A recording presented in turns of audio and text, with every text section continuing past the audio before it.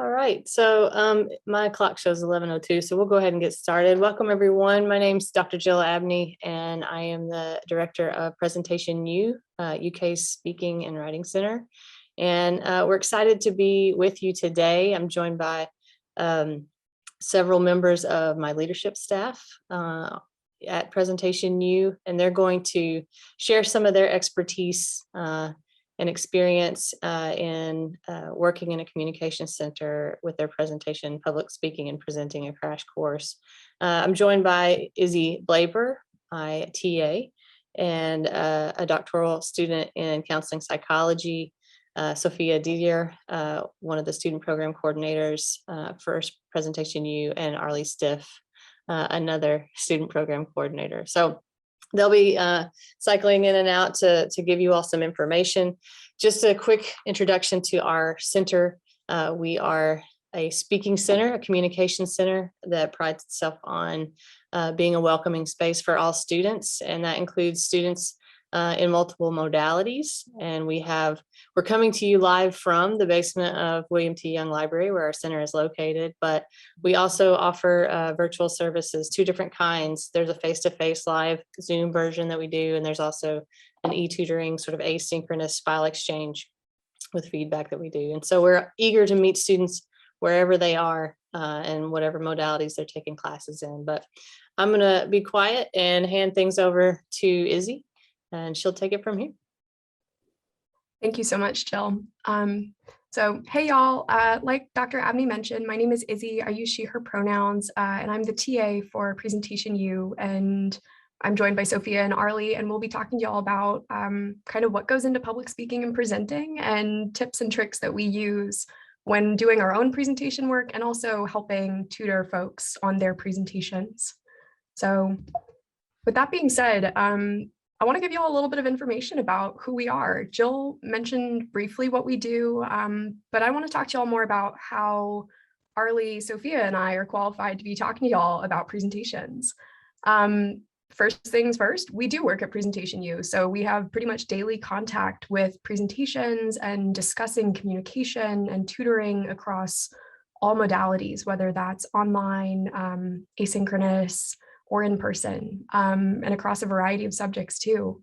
So we have a lot of experience both working here at the center in our current roles, but all of us also come to this with prior teaching and or tutoring experience. I know I worked as a tutor in undergrad. Sophia and Arlie were both tutors before they became SPCs, which is a role within Presentation U, helping manage tutors and teaching tutors. And each of us has some contact with teaching directly as well. All three of us also work in, academically speaking, communication-focused fields. Sophia's in marketing, which is incredibly communications oriented, and she heads up our social media as well. Arlie is in education, which is a lot of direct presentation and teaching experience and communication with students of all ages. And I'm in counseling psychology, where the bread and butter of my day-to-day work is how do we communicate with other people effectively.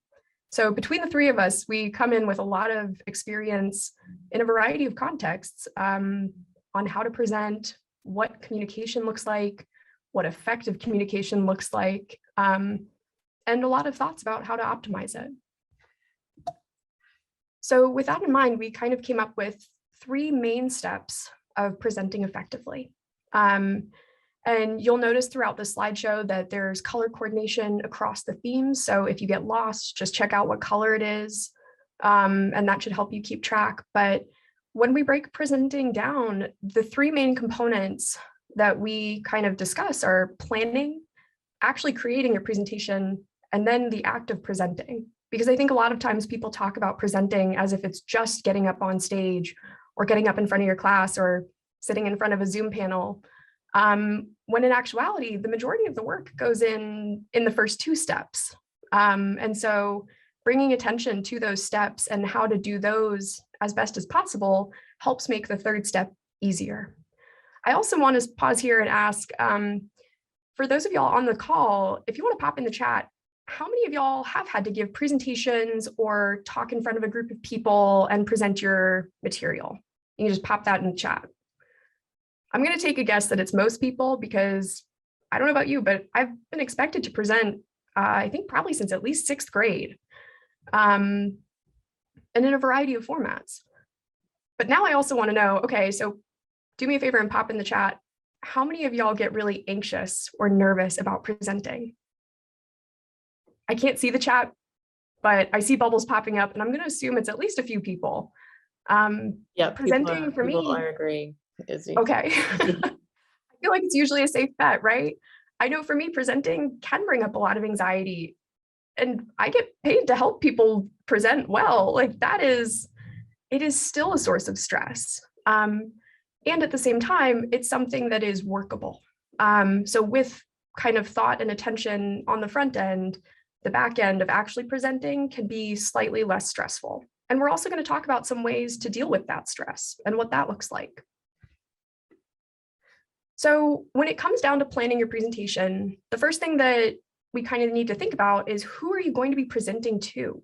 And this can look like a lot of different considerations. So thinking about who is your audience?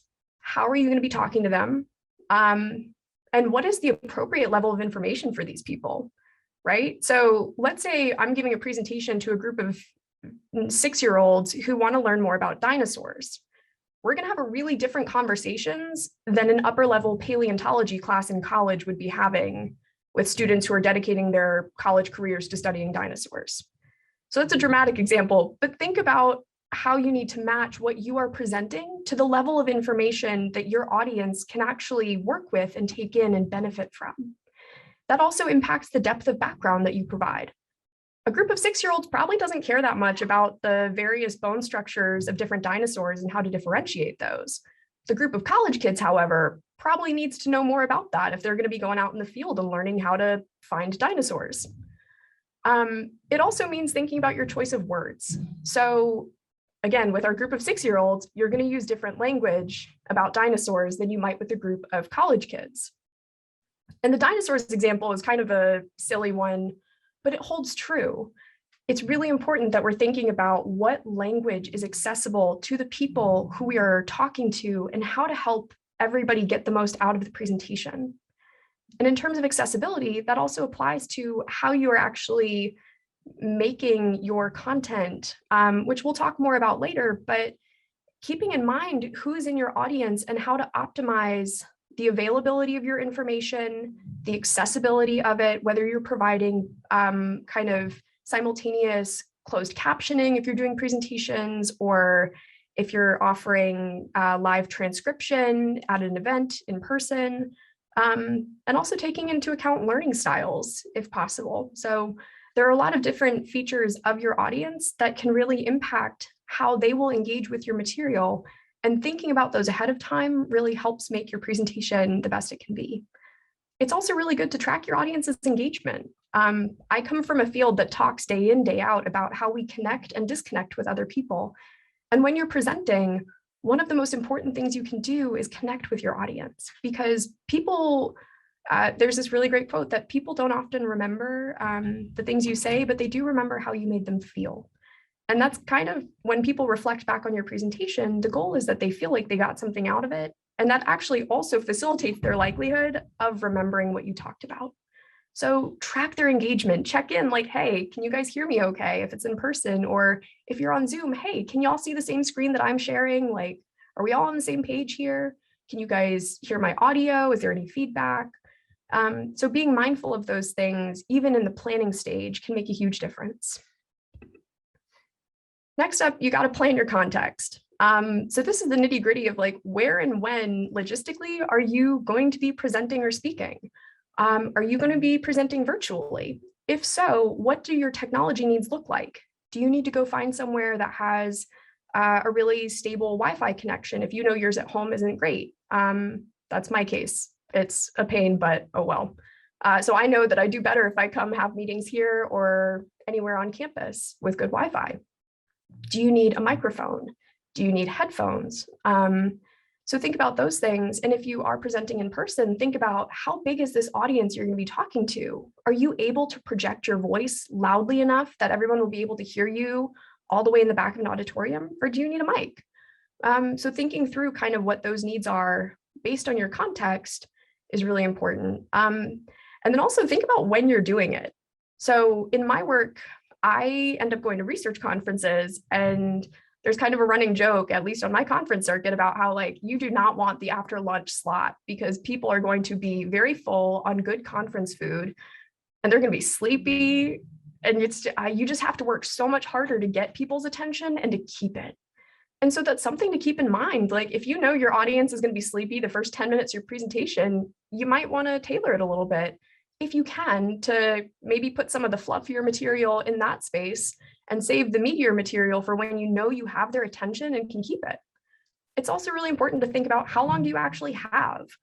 Like the presentation you're going to give in 50 minutes or an hour plus is going to look really different from a 3-minute elevator pitch.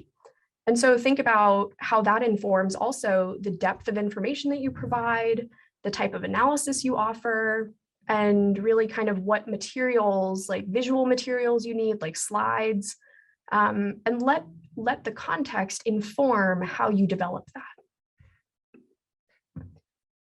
The other thing about thinking about your plan for your presentation is it's really important to keep in mind what your purpose is.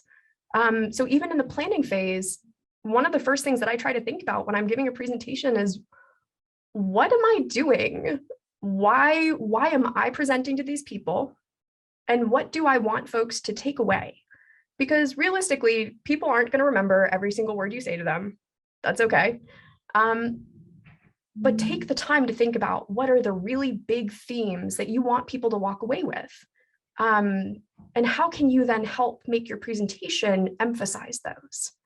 So think about what it is you want them to learn, and also think about why it matters, because giving people more context in terms of why your content matters also helps people remember better. And so if that means connecting personal meaning to it, that's great.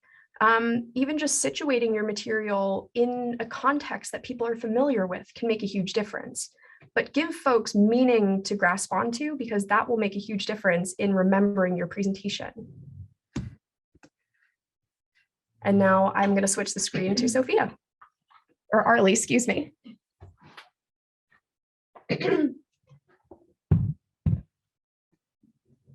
Oh gosh, my mask. Hi everyone. So my name is Arlie. I use she, her pronouns. And I'm one of the student program coordinators here at PresU.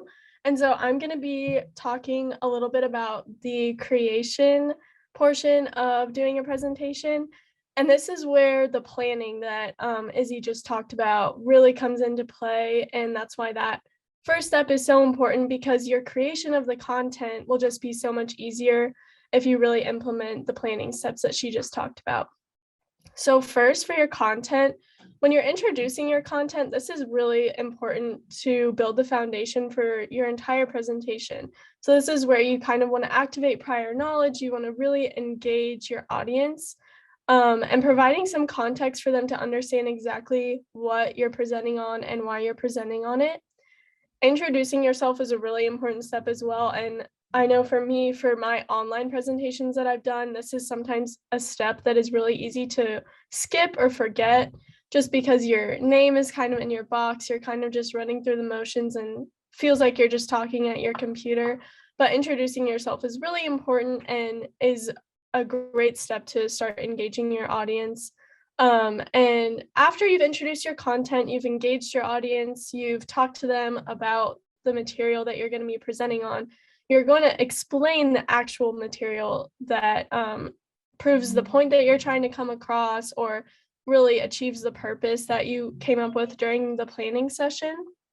And so explaining that material, just really implementing the planning, how you organize the presentation and what points you're trying to come across. What's the main takeaway that you want your audience to get from this presentation? And for the conclusion, you're going to want to summarize and provide takeaways for your audience. This really solidifies the points that you made in your presentation, just to go over the key points that you made. And the takeaways are really important because, like Izzy was saying, you really want your audience to feel like they learned something, to feel like they can take away something from your presentation. So what exactly do you want them to get out of what you were talking about? What's their next step? What can they do, etc. And when you're creating your presentation, connections are super important. So one of these things could be repetition. So how can you repeat the things that you're talking about? How can you go back to that main point that you want to come across? For example, if you have a presentation where you have a specific thesis that you're trying to prove to your audience, going back to it, how are the points you're making connecting back to that thesis? How can you reinforce that point with your audience, going over it more than once just to reinforce that idea? Visual elements can really also help you make connections. So things like arrows and visual transitions and color schemes.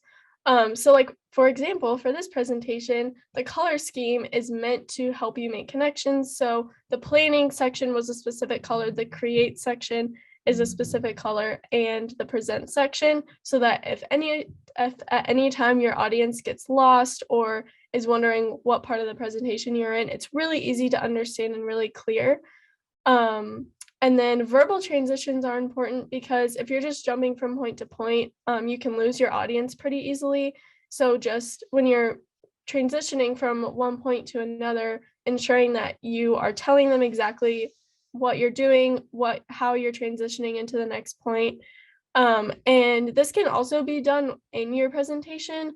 So for example, if you're giving some sort of speech and you're using images on slides, you can include a blank slide when you're transitioning into the next point, just to kind of signal the audience that you're moving on into something new. And grouping content in threes, this is something that this presentation also does. Scientifically, your brains will understand something a lot easier if things are grouped in threes. And so when you can group your content in threes, it's a really good idea just because your audience will be more likely to remember and understand what you did. And it's a great takeaway just to have those three main points, kind of like how this presentation has plan, create, and present. And so less is definitely more. These are some do's and don'ts for creating a presentation. So for do's, you want to make sure to use a large and simple font. Using really tiny font or something that's really hard to read can lose your audience because they won't really be focusing on what you're saying or what you're talking about and more on trying to read what's on the slide. And so using a large and simple font can help avoid that issue. And you want to be sure to contrast the background and the text. So having a light background and a dark text or vice versa. You don't want to use colors that would be difficult for someone who is colorblind to see. So using a red and green on top of each other might be really difficult for them to see. And it's better to stick with simple colors like black on white or white on black, and just making sure that there's contrast there so that your text is really easy to see and read. And when you use images, you want to make sure that they're large enough for your audience to see. Just because if they're staring at the image, trying to figure out what it is, you're kind of losing the purpose behind why you use that image. And if you have images included, you want to make sure that they're there for a reason and that your audience can see exactly what you're trying to show them. And you want to make sure to use negative space effectively.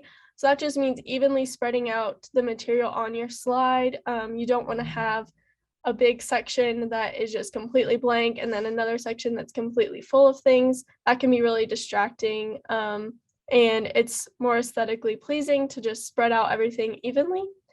And make sure to caption any videos that you use just for those in your audience. This is definitely something that's important for people who may not be able to hear the video, or just have an easier time understanding videos when things are captioned. And then for our don'ts, you don't want to use any complex charts. And this kind of goes back to what I've been saying about your audience trying to understand what's on the slide rather than what points you're making. Complex charts can be really hard for your audience to figure out, and you'll spend a lot of time trying to explaining them, and things can get lost in that translation. So if you're using it, charts can be used effectively. Just be sure that your chart is simple and really easy to read and understand. And you don't want to use abbreviations. This is just because there may be people in your audience who have no idea what your abbreviation stands for. And so this is not an effective presentation practice. Anything that is typically abbreviated, you definitely want to spell all the way out. And if you're using it frequently, you can introduce the abbreviation and exactly what it stands for, but typically it's best to just spell out the entire phrase. You don't want to clutter your slides with text. Things like paragraphs or bullet points with multiple lines of text on one bullet point will really clutter a slide and will have your audience just reading off the slide rather than listening to what you're saying. And so you just want to make sure to use simple sentences. If you're using bullet points, try to keep the bullet points to one line just to be really consistent with your formatting and keeping the presentation simple and easy to understand.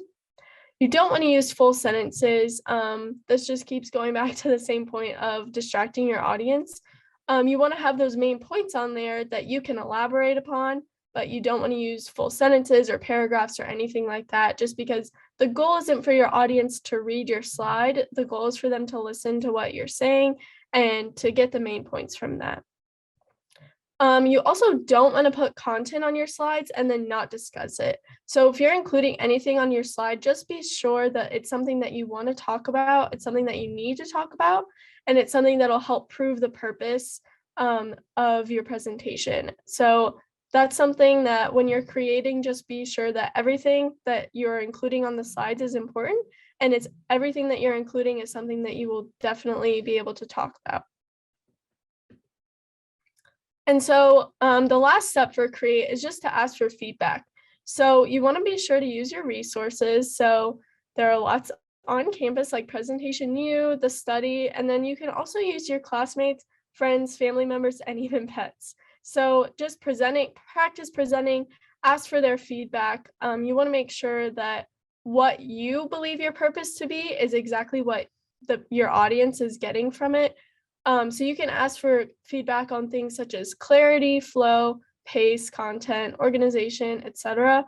So this is where practice really comes into play and asking those that you're presenting to what they're getting from your presentation, and that can help you revise your presentation in any way that they see fit and you see fit.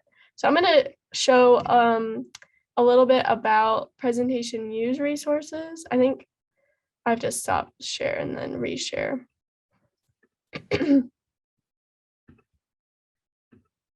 So on our PresU website, we have a section of additional resources.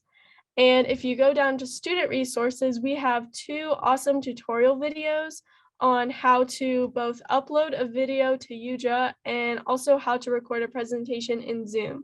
So these tutorials are really helpful for if you have a virtual presentation and you either have to upload a video to the UJA platform, or if you need to record your presentation just to submit that, or for your professor to show that to a class or anything like that. So these videos are really helpful for understanding how to do both of those things on our website. And also PresU can offers tutoring via Zoom. So we would be happy to, one of our tutors can listen to you practice your presentation on Zoom, give you feedback right away, and help you with things like that. So now we're going to just review what we've gone over so far. Izzy talked about planning your presentation or your speech, how important the audience and the context and the purpose are to that planning stage. Who are you presenting to? Where are you presenting and when? And what exactly is your purpose of your presentation? And then I just discussed creating your presentation and your speech, how you can organize it, how you can make connections during your presentation, those do's and don'ts of creating a presentation, and how to receive feedback. So now what's left is the actual act of presenting. And so I'm going to pass it on to Sophia so she can talk to you all about that.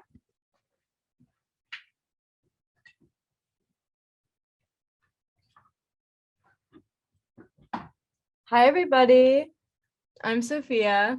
I use she, her pronouns, and I'm an SPC here at Presentation U. I'm here to talk about the dreaded act of presenting your presentation. And I do want to note that a lot of people view presenting in person and presenting on Zoom or virtually very differently, but there are a lot of things that transfer from platform to platform, and it's very important to take presenting virtually just as seriously. So we're going to talk about some tips. Tip number one is, if you don't feel necessarily confident, just pretend to be confident. Sometimes faking it until you make it is truly what will work best, and it will provide you with the tools and the confidence to pull off your work in the best way. Another thing is to find your tools. Presenting is a very individualized process, and it looks different for everyone. So some ways to calm yourself down or keep yourself sort of in the zone while you're presenting. One thing is power posing. And power posing is the way that you physically position your body, impacting your mood, your confidence, that sort of thing. So if you're sitting, perhaps sitting up, good posture. If you're standing, sort of taking a wide stance, and making sure that you feel comfortable in the space in which you're presenting. Another thing is breathing techniques. These can take place during, before, or after a presentation to ensure that you're not nervous, or can limit how nervous you are. Another thing is some sort of distraction. So I'm someone who talks with my hands quite a bit while I'm presenting. So having something to sort of play with, especially if I'm under a table and presenting virtually, I find it really helpful to have something to use my hands for, so I'm not really using them to a point of distraction within my presentation. And then one more point is that it's okay to be nervous. And a lot of people have quite a bit of anxiety surrounding public speaking, and that is incredibly valid. And we're just hopefully going to teach you how to channel that nervousness into a successful presentation. Okay, so a few things about delivering your speech, whether that be with your body language. A good thing to focus on is where you place your hands and feet. Even if you're presenting virtually, I think not sort of cowering. This goes back to the power posing, being conscious of where your hands and feet are. Also, if you're presenting in person, if there's a podium, make sure that you're not crowding behind the podium. Or if you're presenting in person, making sure that you're sort of moving around, utilizing your hands and feet. This is a good way to kind of get those nerves out and then also engage your audience.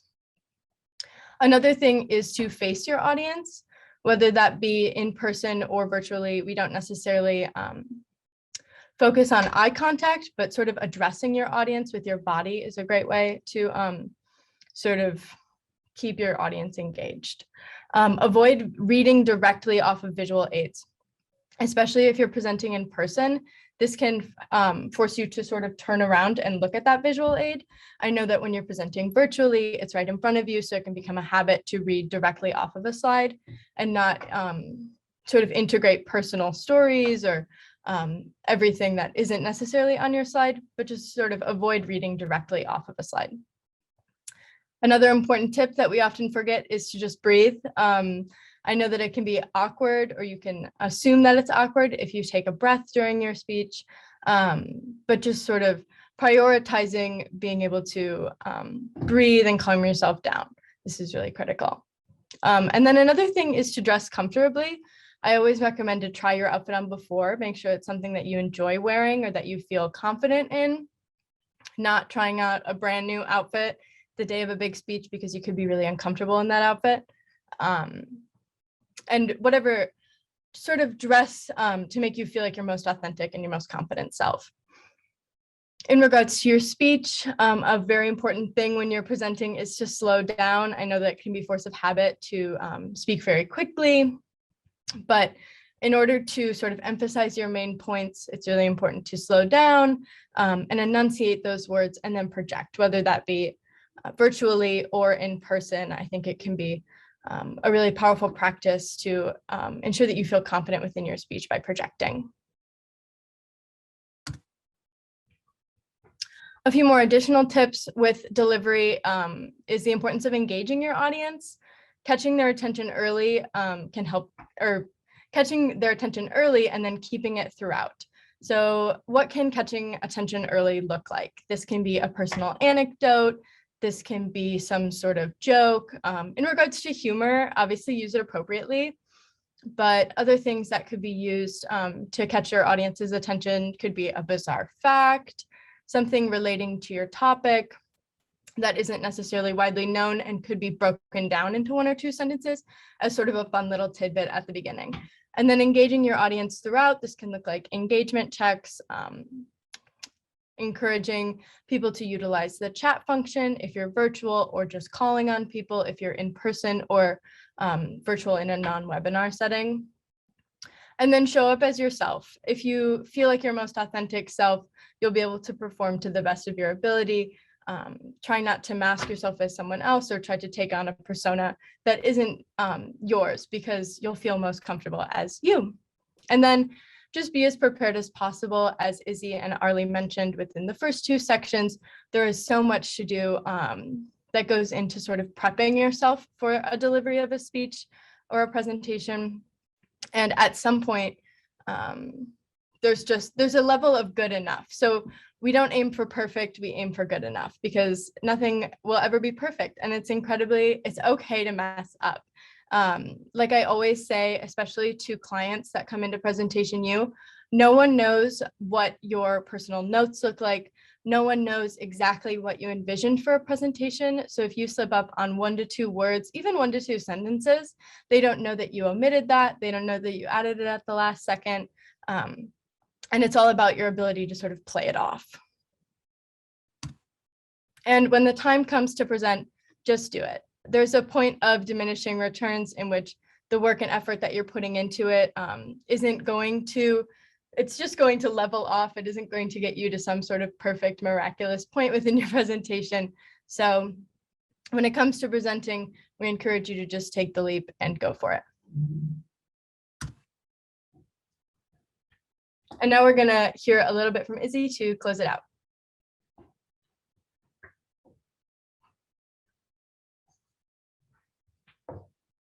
Hey, y'all. Thank you for bearing with us through transitions and everything. So before we close out, I just kind of want to go over a review of what we've talked about so far. I said earlier, it's really helpful to repeat yourself and reiterate the important points for your audience. This is what we're doing. So like I said, there are the 3 main points of kind of creating a good presentation. The first step is to plan, thinking about who you are talking to, what you want to communicate, and why you're doing it. And let that plan inform the following steps. The second step is to actually create your presentation or speech, and use that time to organize your thoughts. Think about what makes the most sense in terms of your structure. How can you organize to optimize people's ability to take in the information, using tips like rules of 3, making sure there are connections across material.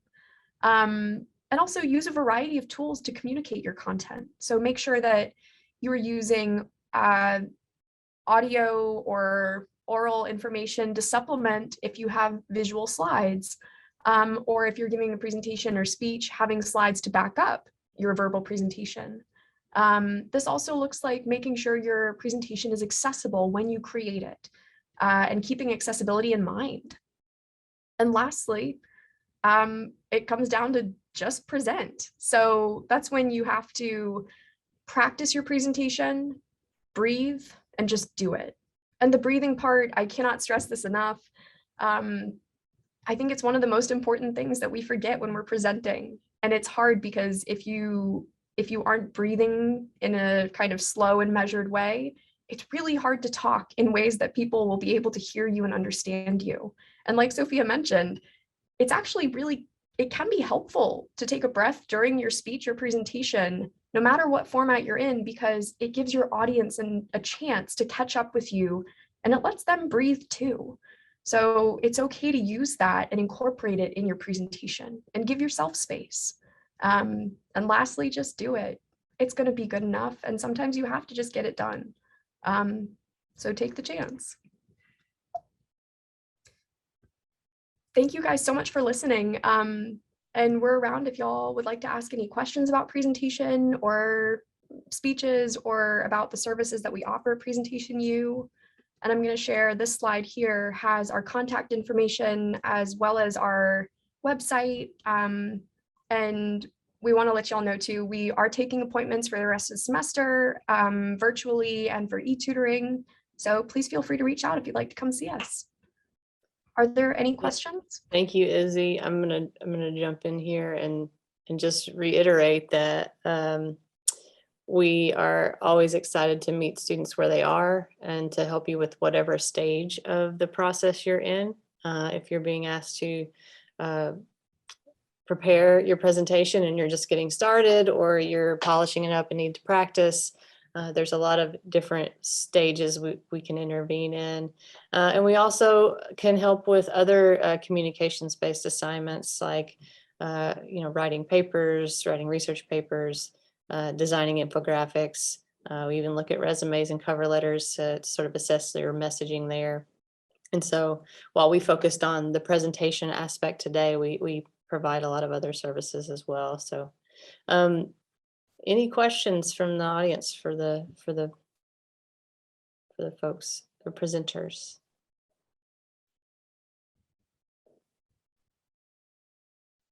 Thank you, Misha, for the thanks in the chat.